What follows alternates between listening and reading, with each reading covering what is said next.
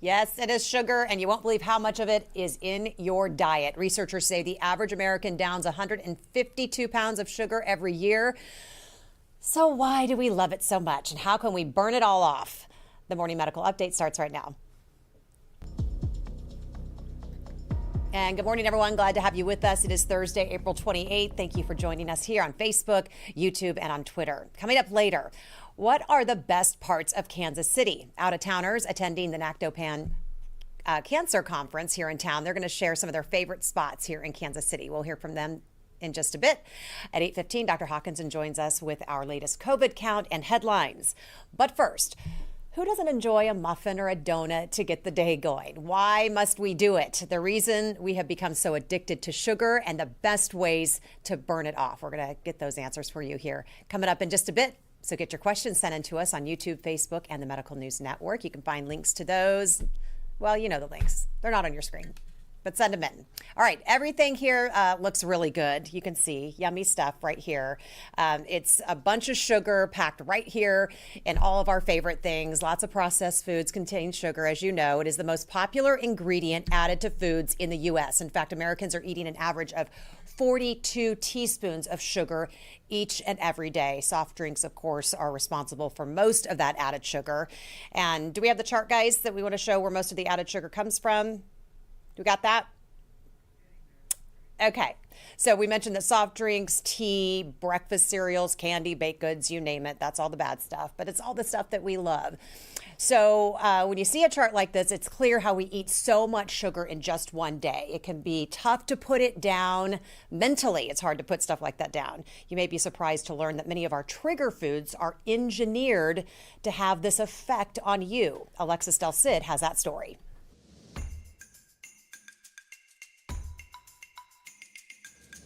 We all have that one food, chocolate, that trips our trigger.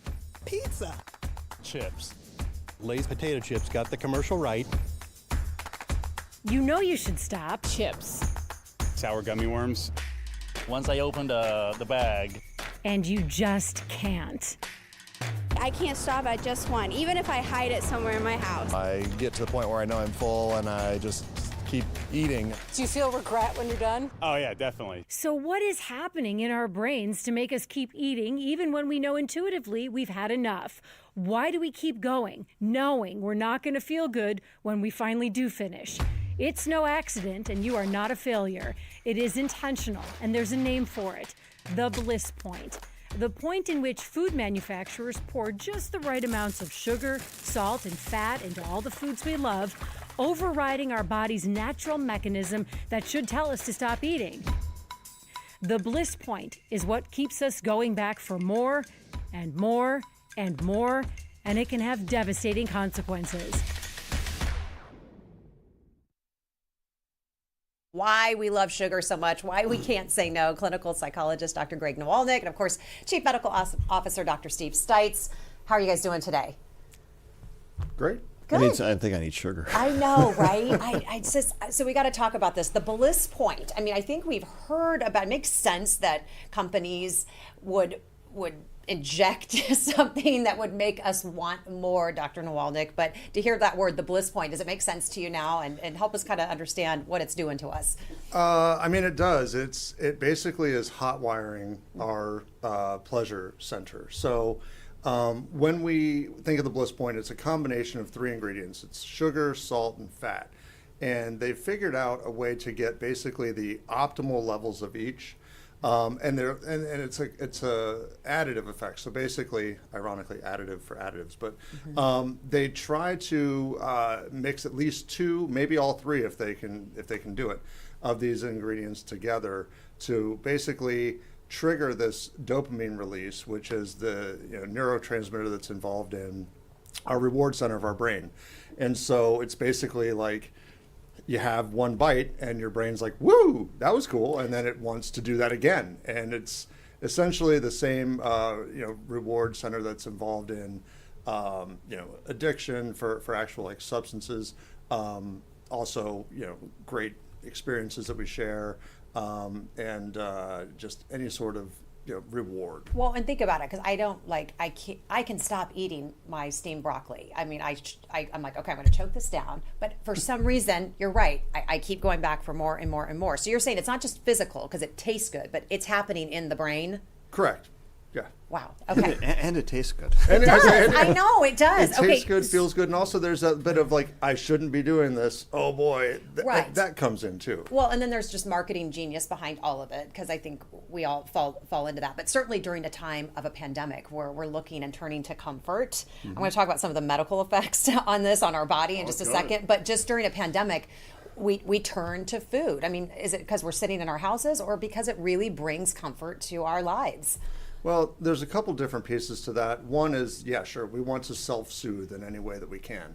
And while people try to think, oh, at least I'm not hitting the bottle, or I'm not using drugs, it's like I'm just having my chips or my donuts.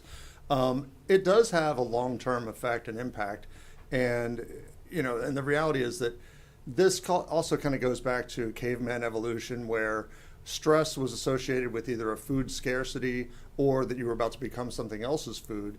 And so when we get stressed, our brain tries to pair with one of these two stimuli. It's like, well, is something going to eat us? No. Well, then we'd better eat so that we can pack on some pounds to get ready for the lean season. So true. Wait. Okay, You go. just called us cavemen. I'm just saying. The whole thing is based on Cave so people. Lay's And you potato say chips it's are so- related to cave people. Right. It's not that, we're not that far from the caveman, right, Dr. Stutz? So then you're telling me that the same, just so I understand you right, the same addiction, though, that happens with food is the same that happens with drugs and alcohol? No. No, it is No, not. I'm not saying that. Okay, I just want to make sure. Okay, so that's why I wanted to clarify Right. that is it mimic it in a similar way, you're saying? So, I mean, the jury's kind of out on this, and it's a hot source of debate and discussion about, is sugar actually addictive? And does it produce a physiological response? Can it alter brain chemistry? Does it change our behavior? All these things, the boxes are getting checked. But it's, and are there also withdrawal effects? To some degree, I guess, there could be some irritability when you try to stop these things. But the real thing is the deleterious long-term effects of continued use. And so we try to steer away from the idea of addiction. But there are studies with rats and even humans that show that when this pleasure center gets tricked, it does largely mirror and look a lot like other addictive responses. But there's still, the jury's kind of out, and we don't want to jump to the word of using addiction for sugar. Yeah, it's a pretty strong word, especially Yeah. when you're comparing it to other people's really But there is a rough certain addictions. dependent response Sure, that they can we like develop. it. We like it a Sure, lot. yeah. So, It's Dr. habit forming. Stites, this goes on long enough. Now we're talking about effects on our bodies, and we're learning more and more as we know. But let's talk about inflammation. How does sugar? We talk about sugar causing inflammation. How does that work in the body? Yeah, that's a good question. It's funny.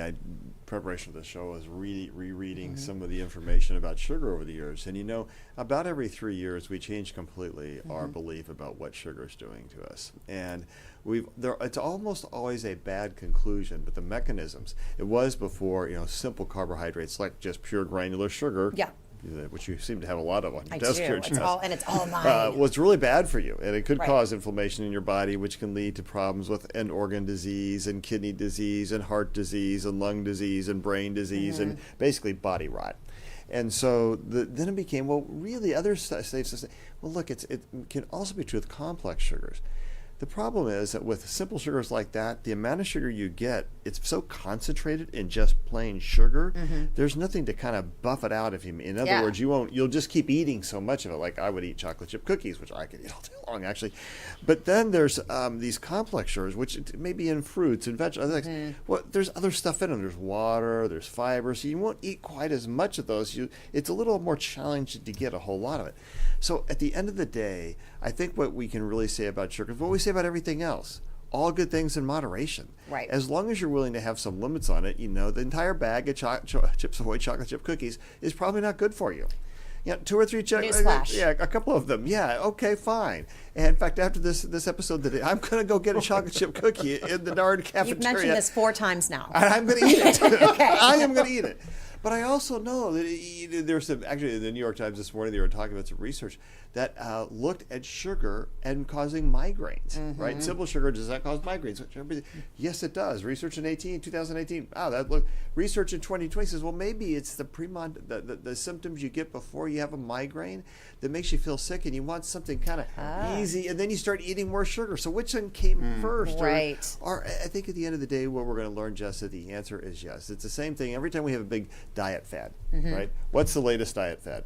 I'm going to eat a lot of sugar, so I don't eat fat. And what's the next diet fad? I'm going to eat a lot of fat, so I don't eat sugar. Right. Well, okay, really, what we have to do is be sensible and sensible. Sensible and sensible. Sugar sickness is bad. Too much sugar, bad thing. But do it as a part of your normal diet. Do it in moderation, and it's not going to cause diabetes like that. But when you go out there on a limb, you start having a lot of it, then you start jacking up your glycemic index and other things because your food sources are so rooted in it. You end up having some problems with insulin resistance in your body. Then you want more sugar, and then pretty soon you're on your road to diabetes, plus you're on your road to obesity. And once you're on the road to obesity, you get a lot of that. Hawkeye is a dietary maniac. We ought to ask him about some of the sugar thing, 'cause he does a Dr. lot of good Hawkinson, stuff. I want to ask you because and we're going to actually hook up with your nutritionist who's going to join us here in just a few moments, Kelsey. But you said, you've always been fit, but you said, I really want to work on my diet. What were your thoughts? And with sugar, where did sugar land in your process of trying to get healthier and better? It's definitely trying to cut out those sugars, just like Dr. Stites was saying. I have a significant addiction to Sour Patch Kids. I know we're not using addictions.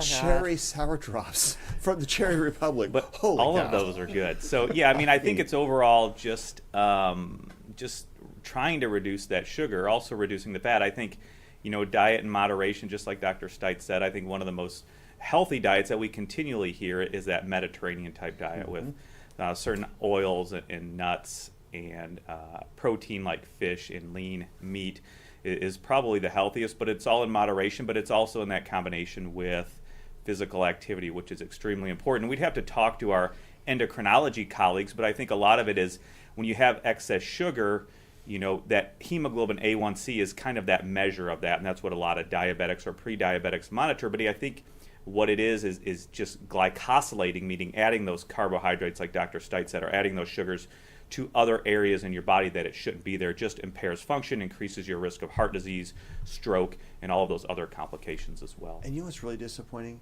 How much exercise it takes to burn off sugar. We're going to learn that in a minute. Yeah, You're not going to be happy. It's tough. It's not going to be happy. Next. Don't think you're going to do that. If you want to walk 20 miles, go ahead. Yeah, But no that's what fun. it takes to burn it off. Not for a bag of those cherry gummies, though, that you like and that you gave me and I wolfed down and had Those are felt sick good. for a day. Yeah, but they were good. Thanks. Yeah. So, but Noel, I have to ask you because we both have young kids and I'm always constantly just no sugar, no sugar. And we had somebody come on here once and said, try not to make sugar such a big deal and so evil with your kids because constantly telling them how bad it is. I mean, I can't imagine how a kid processes that. But that's, but then diabetes as a parent, you're like, oh my gosh, is my kid going to have that? And so I want to be clear, sugar does not cause diabetes because that's a question we have gotten before. Yeah, Correct or not correct? Well, which year of research do you want to believe? I think it's a challenge. Sugar, if you eat the right amount of it, does not cause diabetes. But the problem is we've identified it. Folks have this bliss point, and the bliss point is sugar and fat. And people tend to eat a lot of foods that are high in sugar and fat content, which leads to obesity, and obesity is clearly related to diabetes. And so I think we have to be careful with how we say this. The answer is all good things in moderation. Eat a healthy diet, exercise regularly. It's really boring, but folks, it's kind of like wearing a mask. It works. It works. All right. I do want to, we talk about diabetes. Let's talk about Alzheimer's because studies have shown the risk of developing Alzheimer's disease among people with diabetes is 65% higher than that of those without diabetes. And people have called Alzheimer's like a type 3 diabetes. I don't know about all that, Well, no, I'm saying, okay, I get what you're going, but the reality is that when you have diabetes, your blood's stickier, right? When blood is sticky, it tends to cause blockages, especially in small blood vessels. You start getting this chronic injury in tissue and they don't get enough oxygen. that leads to some of the changes we see in Alzheimer's disease. And the brain. And the brain, and your heart, and your liver, and your kidneys, and your name it, right? And so at the end of the day, what's the answer? It's the same thing we always say. It's all good things in moderation. It's when you start thinking, I can eat anything I want because I'm going to go walk 1,000 steps. I have some of my patients come in and they say, Doctor, I walk 3,000 steps. Yep, not very much. Right. but it's 3,000 steps. 3,000 steps. I'm like, yep. You know what? Not nearly enough. Yeah. So it's all about moderation. Does sugar feed cancer? That's something that people hear. Yeah. It's just if you have cancer, stay away from sugar. It's the enemy. Yeah. Right. I sound like a broken record. Like I really don't know anything new to say here. But again, what's the reality? The reality is that any type of disease can be linked to the excess consumption of certain food groups. Does too much fat cause cancer? Too much fat causes colon cancer. Yeah, it can cause cancer. What about too much sugar? Sure. Again, the problem is you can't look at it and say, it's just guys I eat teaspoons of sugar every day. It's because I'm eating teaspoons of sugar and it's processed, and really I'm not having any other healthier foods, and I don't have enough dietary fiber, and I don't have enough, antioxidants, and I'm probably not going to exercise, and I'm going to feel terrible all the time. I'm going to sit on the couch and watch television, and pretty soon it's all linked together. It's not just one thing. All right. So how many miles is Earth from Jupiter? What? I thought I was just breaking your broken record. Live long and prosper. Although you probably would know the answer to that. That's why. All right, let's get to Dr. Hawkinson Spock. and our COVID count today. Good morning. Hi. Hi. COVID count's doing well. Okay. I think we should also add too, alcohol is a large contributor to carbohydrates Whiskey. and sugar. Yeah. Good. So right now, again, active infections in the hospital remain in the single digits. 6 active infections, 1 in the ICU, 0 in the ventilator, still 11 in that recovery period. We will try to get some information because I know there was a community question on the aspects of those cases, vaccination, comorbidities, et cetera. We will try to get some of that information. Hey, what we do know is that 90% of all our ICU patients are unvaccinated. That has still been true, and almost all of our deaths are unvaccinated patients. All right, this has been a long time coming. Moderna is seeking emergency use authorization for kids 6 months Yeah. through 5. What does that Yeah. mean as far as time? Give us a timeline. Also Peter Marks with the FDA did do a podcast, not a podcast, but a YouTube. I think it's called In Just a Minute. It's from the FDA. He talks about that. They are currently reviewing all that. I think that is extremely important, especially for those families or those bubbles, whoever that may be, that have those young children that really want them vaccinated. I think it's important. I still think we are probably not looking until till June, but they are being very detail-oriented in following that data analysis so they get the right information so that when they do put out that, it will be okay to go ahead and do that. They're looking at everything, but they are continuing evaluating it. I think it's good news, and we'll see what we can do because we know Omicron affected a lot of children. And we've also seen some seroprevalence studies that came out this week talking about how many people have been infected in the United States, and a vast majority of children have been infected since the pandemic began. So overall, I think it's good news. I think we're still probably going to be waiting for a few weeks, but at least this is one further step to get there. A couple of thoughts. So first of all, 75% of kids have had COVID, and so that's a huge number. It shouldn't surprise any of us. Number two, the effectiveness of the vaccination in children isn't like it is in adults. It's still good, though, and I think to Hawk's point, can probably decrease some of the multi-system inflammatory problems you have, and especially with kids, they have a higher rate of hospitalization and even a higher rate of ICU stay with Omicron. So I think there's good news on the horizon. I think it's a good thing to think about. What we don't know yet with children, especially, is if you've had it, how long that natural immunity is, and what's the interplay between vaccination and immunity, and so natural immunity. So we don't know, but I think if you have a young child, I think the Moderna vaccine is going to turn out to be very safe and fairly effective. Yeah. Dr. Stites, Dr. Fauci says that the U.S. is out of the pandemic. Yeah. Thoughts? Yeah, no, I think we are in a whole different phase of life, right? And what we have to do is move out of pandemic thinking, where we are in sort of that lockdown mode. Everybody's masking all the time, etc. And we have to move into the mode of being Jack be nimble, Jill be quick. I'm trying to be ecumenical there, but you have to be ready when things are better, as they are now, to go ahead and be much more, go about the natural world as we experienced it prior to March of 2020. When the numbers rise again, and when I think we will see various waves come through, we have to react to those, and we have to react to take care of each other and take care of ourselves. And I think that's what's meant by endemic. The flu is endemic, and so every year, what do you do to handle it? You get a flu vaccination, and if you're around people that are sick, you try and wash your hands, you try and wear a mask, you do the things you can do to help take care of yourself. I think, Hawkeye, I think we're going to be doing the same thing with COVID for a lot of years. Yeah, I mean, I think so far what we've seen is there's been really no seasonal variation. We've seen it infect huge surges, SARS-CoV-2, huge surges in the summer. We may be getting to that where there may be now some seasonality to that. It's hard to say. We'll see how that goes. And I think we really need to ask the questions, what does that mean by endemic? Just as you said, Steve, does it mean lessened restrictions? We know some areas have gone back to mask mandates or tried to do that.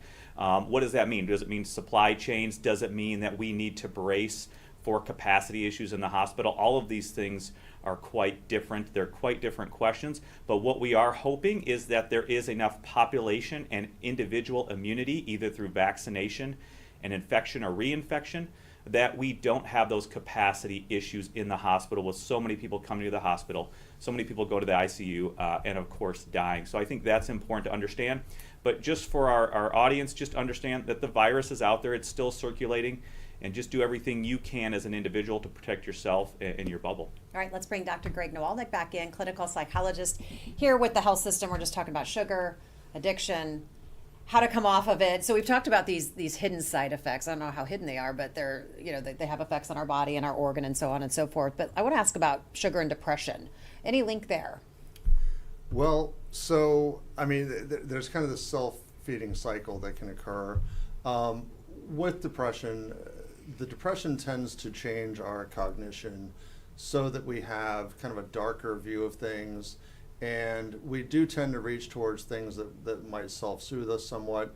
And so sugar intake can increase with that, and then unfortunately what happens is start to pack on some pounds, and then that kind of, it's a cyclical problem where you start to then feel worse and get down on yourself because of the couple extra pounds, the way your clothes are fitting, and then you, as you're uncomfortable, you want to reach for more comfort food. So it's kind of this vicious cycle that can start. So there can be some relationship between depression and sugar. But if somebody really needs to get off of it for health reasons, any way that somebody could do that and be successful coming off of it, how would you advise someone?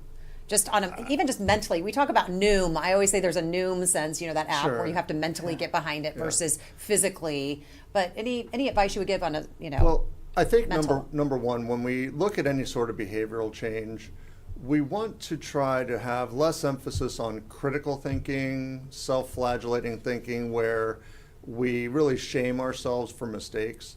I think that the more positive our orientation can be of, hey, here's this bag of chips. If I eat it, I know what's going to happen, how I'm going to feel. Let's not do it. Let's make a better choice. Let's go either go for a walk, go have something healthier, engage in some positive activity, something that then afterwards you're able to look back and say, wow, I resisted that urge. I did that. I made a positive choice for myself. And then that becomes a habit for me. The more often that you can do that, it feels good. It releases good chemicals as well. When we make a good choice and we're able to look back and say, I did that.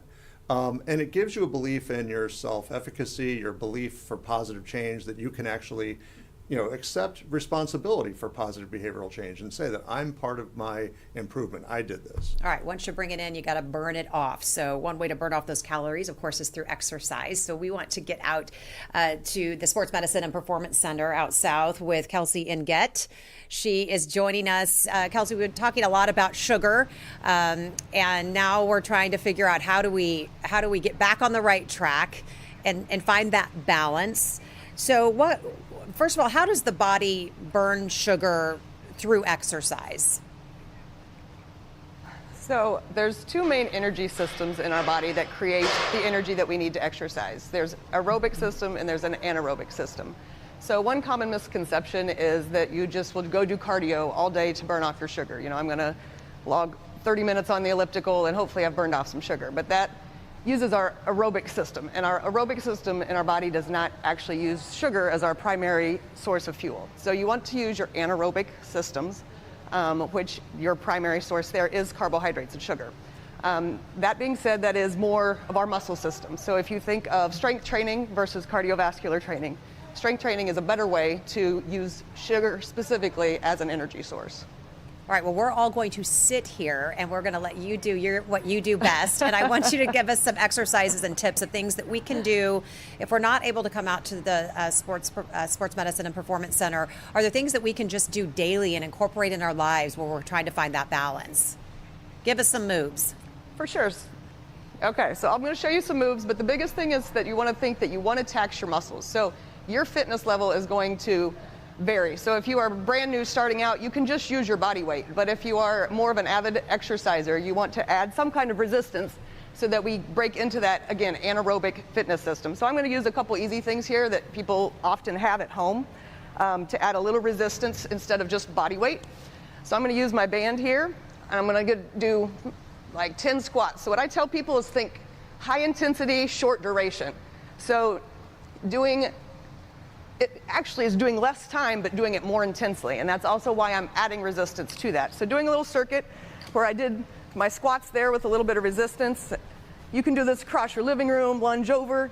You could do a body weight exercise here if you needed to, like a push-up, or you can grab, a set of dumbbells. I'm gonna work my muscle systems again. So using the resistance there to make sure that I am keeping my heart rate up, challenging my muscles. Again, you can lunge back,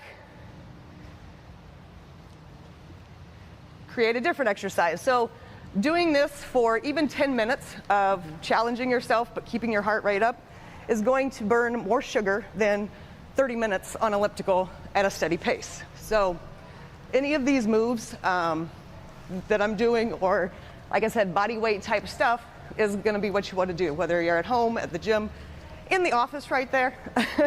It can be done anywhere. Well, and I think that's it. The gym isn't for everyone. Not everyone has that time. I look at those and I think I could do some of those while I'm brewing my pot of coffee in the mornings. So those are those things just to kind of get little things in at a time. Kelsey, you share a chart with your clients, and you've dubbed this the Think Before You Eat chart. For example, a glazed donut, you need to do 88 minutes, not 88 minutes of crunches. Dr. Seitz, you were talking about that too. I was reading about this last night, actually. But, this is a lot of crunches. I would have I worked out this morning for 45 minutes with Andy Spear on the Peloton app, and this is great. But 88 minutes of crunches? Holy moly. Well, and I kind of liken this to like when you go to restaurants and now they put the calories. It really changes and shifts the things that I choose, because I'm like, oh wow, it's right there in your face, and I'm thinking, when in the world am I going to burn off 1,700 calories? In a intense hour of exercise, you may get 200 or 300 calories. Okay, so that's like one granola bar, guys, and it's just not a lot. So how effective is that, Kelsey? Then when you're walking and talking them through that, and does that mentally get with them to say, hey, and I know when I work out at the gym, I go home, I go, oh, I don't eat anything because I don't want to just ruin what I just did. So how effective is that with your clients?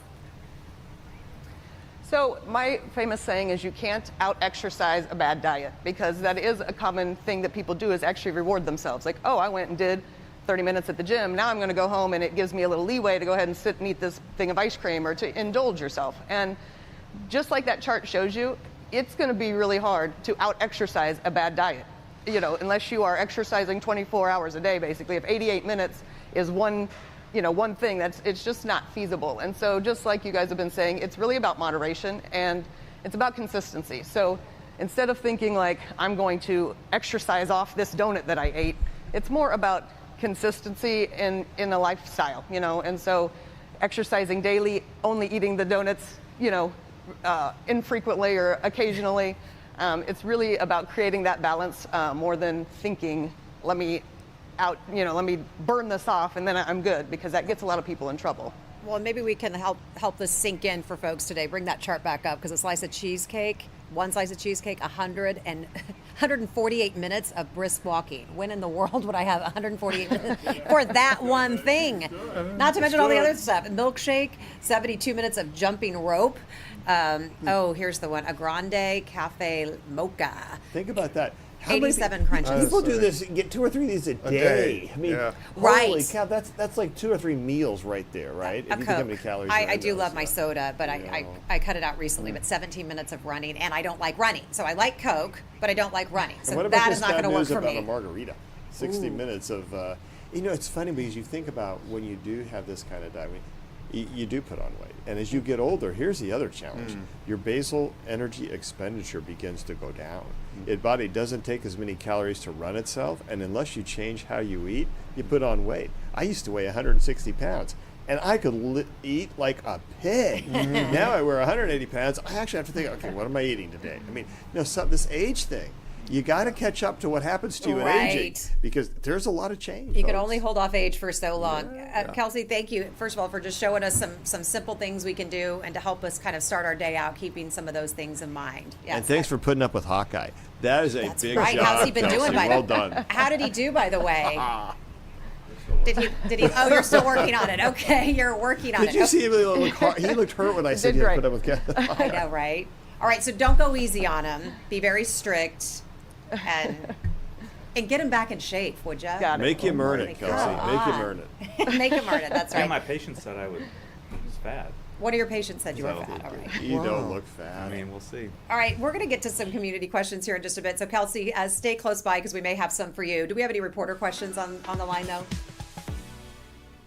I think we are good. Okay, so Isaac says, what about getting an ice cream cone at Betty Ray's after walking from Westport down to Waldo? I like his thinking, Kelsey.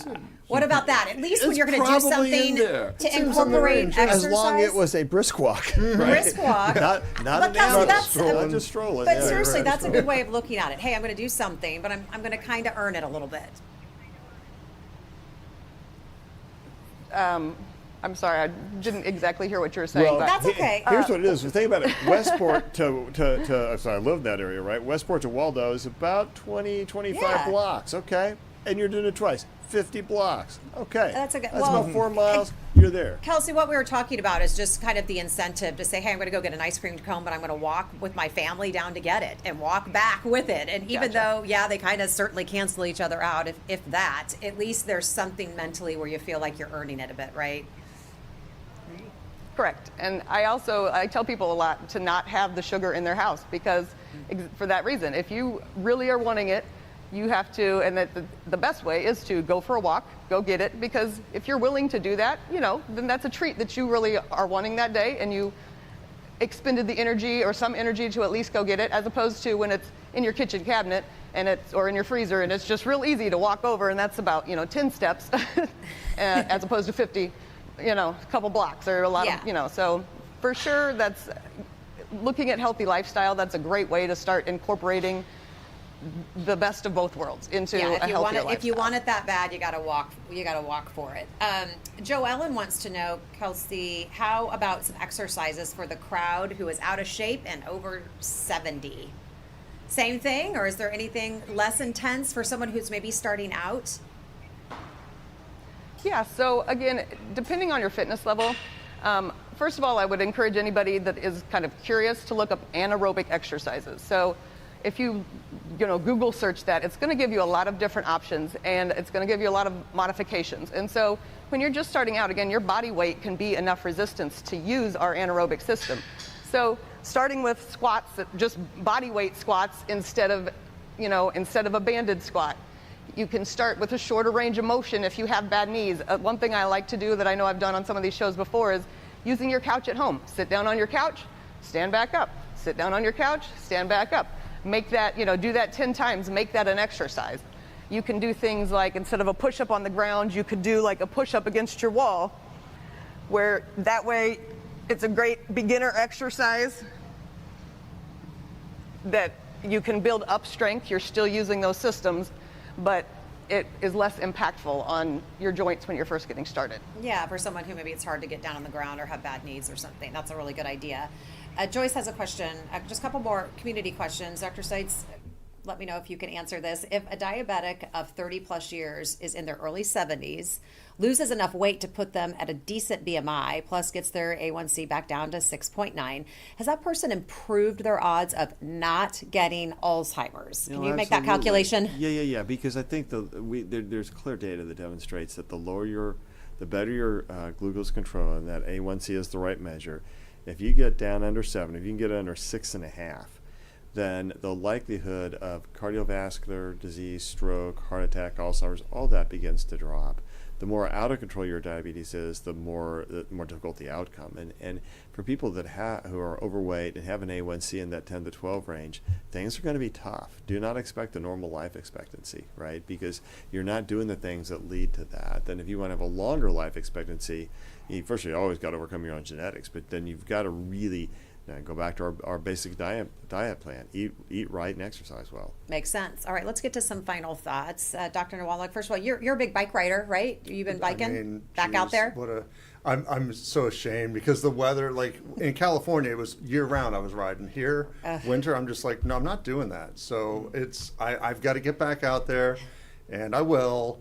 What's your guilty pleasure food-wise? What is the one thing that you can not say no to? Your Bliss Point kicks in. Chips, man. Chips. Salt and vinegar chips, man. Oh, yeah. Those will Doritos, man. Those are the two. I can't stop them, you man. Can't. I know. I do. I'm with but you. I do. But any just parting words, just as we kind of get closer to another weekend where some of us take a lot of cheat days and cheat times, but we also have a chance to get out there and be healthy. What are your thoughts? Thoughts are that, as has been said more times than we can count tonight, or today, tonight. I'm doing great here. Moderation is key. And also Dr. Hawkinson referenced the Mediterranean diet, and when asked about the relationship between sugar and depression, that is kind of questionable, but there is a distinct relationship between the Mediterranean diet and depression, in that there was a clinically significant diagnosed depressive group that was just given the Mediterranean diet for a month. They weren't given any therapy, no medication, and at the end of that month, they showed a statistically significant decrease in depression. That tells you the amount of impact that what we're choosing to eat and the choices we make around that, it really can change the way you feel, and it also can change your lifestyle. So keep in mind, this is your life, your body, your vessel. However you choose to craft it is up to you. And non-communicable diseases is the biggest threat to global health, not just national, but global health. And so we need to be mindful of that and try to make better choices that takes care of ourselves and takes care of each other. You're like the fourth doctor, I think, just in the last 6 months who's come on to talk about mention the Mediterranean diet somewhere within their advice. So and the beauty is it's not something that's marketed. There's no you don't have to order a special package of it's your own choice. It's in your grocery store. Go get the stuff, make the foods. Good tip. And as you're making them, it's a communication of yourself, of your value and your worth. Thank you so much for being with us today. We appreciate it. Kelsey, I want to head out to you for a final thought, but I also have a quick question from Deb. She's one of our faithful viewers, and I wanted to ask this for her. She says, I do 20 stairs a day about 30 times. Is that considered exercise? Sorry, again, I get a little bit of feedback, but mostly what I tell people all the time is a little bit is better than nothing at all. So start small and make exercise part of your daily routine, whether it's doing it during commercials. I'm a big fan of just making it something that's functional in your life. If you don't have time to get to the gym and log a bunch of time to get there and work out and shower and get on with life, every commercial break, get up and start doing some squats, start doing some wall push-ups, do some crunches, do some exercises. And if you do that for a 30-minute show, and every break you're giving yourself 2 or 3 minutes of exercise, and then you can sit back down and watch your show, that makes a big difference. And when it comes to sugar and the way that we eat, those are the ways to start combating that and start making it part of your lifestyle and creating a healthier you. You got to start somewhere. Kelsey, thank you so much. I know you probably have some clients waiting there in the wings for you to get on with it, so I'll let you get back. Thank you for being with us today. Dr. Hawkinson, final thoughts from you today. Just going to echo Dr. Nawalek and Kelsey. These things are tough. There are a lot of things going on in everybody's lives. It just takes thoughtful decisions, and it takes that first step to do that. We know how to do that. We know the important things if you are grocery shopping, as Dr. Nawalnik said, it's a lot better to stay on the outsides of that grocery store rather than in the internal aisles there where all the processed foods are and things like that. Again, with economics too, we know it's a little bit more expensive, but there are other cheap ways to do it. So it just takes those thoughtful decisions. Dr. Stites, you have earned your chocolate chip cookie today. I did. I'm going to go have one, as a matter of fact. But here's the deal. I think as we go from pandemic to endemic, in the pandemic, we told ourselves, I know I did it, comfort foods. How many chicken nuggets or fried chicken and chips and things, French fries that I have? The answer was a lot. And I paid a few prices for that. Now we're moving into endemic. And what does that mean? It means it's time to make sure that we treat ourselves and take care of ourselves the way we know will be best. And here's the deal. Remember this. What you put in is what you're going to get out of it, whether it's in life, how hard you work, or what you eat. So if you put bad stuff in, you're going to get bad stuff out. Mediterranean diet, healthy diet, the right part of the grocery store, sugar in really good moderation. And remember, you can have a lot of great food that doesn't have to have a lot of sugar, but be a label reader, look and see what it says. Because now that COVID is endemic and much less of a threat to our life, don't let bad decisions affect that. All right. Let's all enjoy the recovery together. Yeah, love it. Well said. We have wrapped up, and now we're going to head over to Alexis Del Cid, who's joining us from Studio B with a preview of this morning's episode of All Things Heart. Looking forward to it, friend. How are you? It's a good topic this morning, Jess. Coming up at 10 a.m., we're talking about breastfeeding, specifically a new study that was released by the American Heart Association that says women who breastfeed have a much lower risk of heart disease and stroke. We're going to talk with a cardiologist and also 2 lactation experts for a deeper look into this study, though, and they're going to tell us how all moms could apply this to our lives. And also, we're talking with a mom who got some life-changing guidance from the lactation clinic here at the University of Kansas Health System. On the day we catch up with Kansas City mom of 2, Shannon Cochran, it's just her littlest baby Reese, and a big fluffy dog named Maggie. Bubbles! Reese's big sister, Remy, always the social butterfly, is at preschool at a hat parade. Shannon's little family is clearly her source of all things joyful. But when she first became a mom, she says she was rattled at how difficult it was for her to breastfeed. And it really lies on the mom to do it because nobody else can. So that was, I think the responsibility, but also just how much time it took was the most surprising and probably the hardest for me. And she was so incredibly grateful her doctor referred her to the University of Kansas Health System's lactation clinic, where the lactation consultants and nurses helped her navigate everything from proper positioning, burping, even issues with engorgement.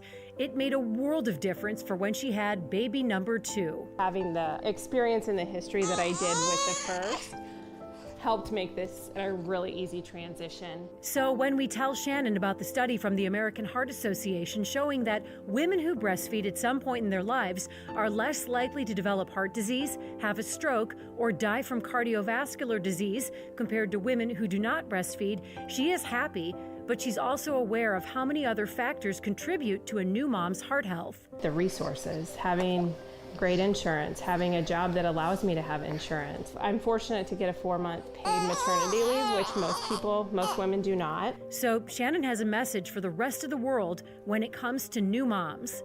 Give new moms grace. If they're going to be a little bit late for work, trust that they're still going to do their job. It's hard. It's really hard to manage all of it, and if they're showing up and doing their job, that's enough. So coming up at 10 a.m., we're diving deeper into those other factors at play that Shannon talked about, because our health experts also say that there is a profound gap between new moms who have all sorts of resources and new moms who do not have those resources, which plays a role in heart health. So we're going to talk about ways to close the gap so that all moms have a better opportunity for healthy hearts. That's coming up at 10 a.m. Really interesting connection, Alexis. We'll be watching. Thanks so much. Well, from heart to cancer now. The annual NACDOPAM conference now underway in Kansas City wraps up here in just a few hours. The event lets cancer communicators share ideas on how to better inform doctors and us about cancer and the treatments out there that are available. We spoke to some of those here from out of town that are at the conference, and here's what they had to say about KC.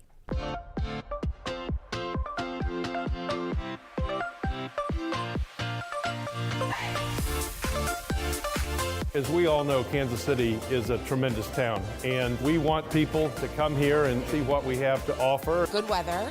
We were just talking about the river walk, so excited to go down there and excited to see the museums. Barbecue? Long term, we want to keep growing and getting a little bit bigger, but for now, I think short-term goals are just to get some really good barbecue. We want to make sure that our cancer center is seen as a leading institution throughout the country. Just hearing the different perspectives from all over the country of people all with the same goals, with different perspectives to make a difference in the work that we do. I think getting the word out is an important part of that. Where are you from? Michigan, University of Michigan Rogel Cancer Center. I'm from Philadelphia, from Fox Chase Cancer Center. And when you have the convention, you host the convention for the people who are responsible for getting the word out about cancer centers, I think that's a good step for us. I think what we've been looking forward to and just really getting a lot out of NACDO is hearing from others who get it. And finally, this morning, for all of you folks out there who work in an office, you know how important those administrative assistants are. And it's the same for us here in our department and on the morning medical update. Yesterday was Administrative Professionals Day. So, of course, we all had to say a big thank you to Kaylee Cousins. She helps us with booking our guests and just about anything else that we need for our show here. So to say thank you, we got her a card and some treats and snacks and all the good stuff, showering her with our appreciation. So it's not just us who is so thankful for Kaylee, but you can also meet Kaylee's daughter. She really loves her mama. That's Charlie, and we hope Kaylee shared some of those sweets with her daughter. So thank you for sharing her with us, and thanks to her family for letting her be here and taking care of us. She probably takes care of us just the same way she takes care of Charlie. So thank you so much, and thank you for being with us today. Don't forget, you can catch our shows anytime by logging onto Facebook, YouTube, and Twitter. Have a great day, and we will see you tomorrow. Coming up tomorrow on the Morning Medical Update. It's a weekend full of events and galas here in the Metro. From the AIDS Walk to Beat the Odds for Epilepsy. How you can help your neighbors, doctors, and researchers in their quest for a cure. We'll see you Friday at 8 on these social media channels. Subscribe to our Morning Medical Update and Open Mics with Dr. Stites podcasts. Now everywhere podcasts are available.